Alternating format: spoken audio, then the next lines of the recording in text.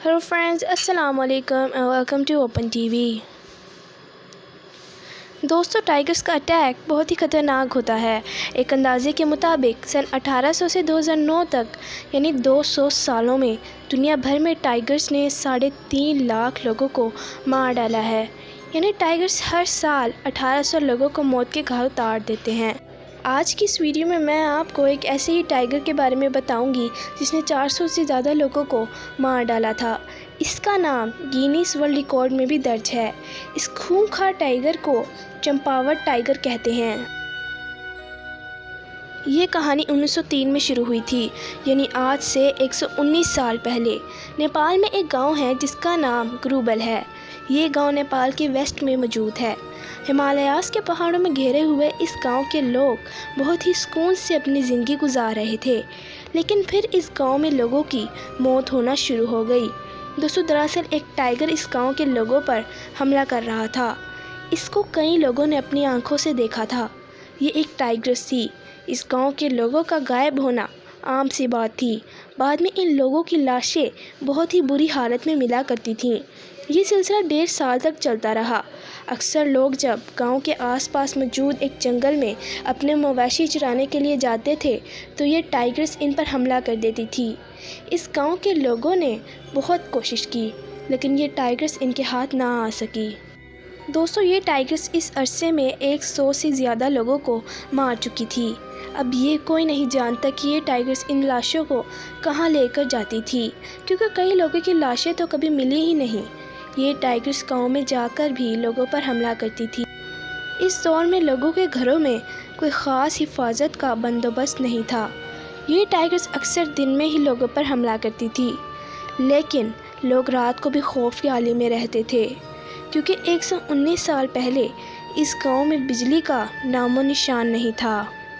दोस्तों, इस गांव के हालात इतने ख़राब हो गए कि फाइनली मजबूरन आर्मी को इस गांव में आना पड़ा और नेपाल के सोल्जर्स इस टाइगर को ढूंढना शुरू हो गए। लेकिन इसका भी कोई फ़ायदा नहीं हुआ।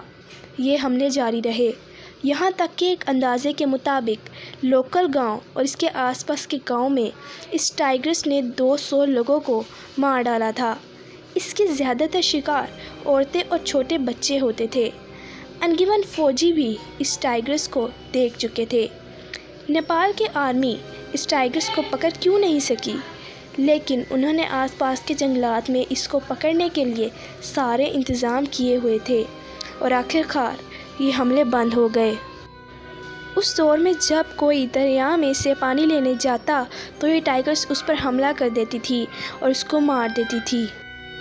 या कोई जंगल में से लकड़ियाँ काटने जाता तो ये टाइगर्स उस पर भी हमला कर देती थी। जंगल में लकड़ियाँ काटना उस दौर में लोगों की मजबूरी थी। इसके बगैर इनका गुजारा नामुमकिन था।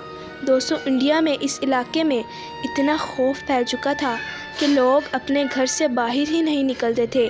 इस टाइग्रेस ने 4 सालों में नेपाल और इंडिया में 400 से ज़्यादा लोगों को मार डाला था। ये नंबर एक अंदाजे के मुताबिक 436 बताया जाता है। दोस्तों, इस टाइग्रेस को 1907 में एक बरतानवी शिकारी जिम कॉर्बेट ने मार डाला था। इस टाइग्रेस ने एक 16 साल लड़की प्रेमिका देवी को मारा था। जिम कॉर्बेट ने इस लड़की के खून के कतरों को ट्रेस किया और इस टाइग्रेस का पीछा किया। इस टाइग्रेस ने इस पर हमला कर दिया। जिम ने इस पर 2 गोलियां भी चलाईं, लेकिन ये टाइग्रेस वहां से भाग गई। अगले दिन इस शिकारी ने वहां के गांव के 300 लोगों की मदद से इस टाइग्रेस को तलाश करना शुरू कर दिया। ये इनको नज़र आ गई और इस शिकारी ने इसकी चेस्ट और शोल्डर पर गोलियां मारकर इसको मार डाला। ये टाइग्रेस इससे सिर्फ 30 फीट दूर थी। थोड़ी सी देर हो जाती तो ये इस शिकारी को भी मार सकती थी। इसकी उम्र 10 से 12 साल थी और ये एक बंगाल टाइगर्स थी और इसका वज़न 300 पाउंड से भी ज़्यादा था। आज इसको मैन ईटर चंपावत टाइगर के नाम से बुलाया जाता है। Thanks for watching this video. Don't forget to subscribe and on the bell icon to receive all information about my channel.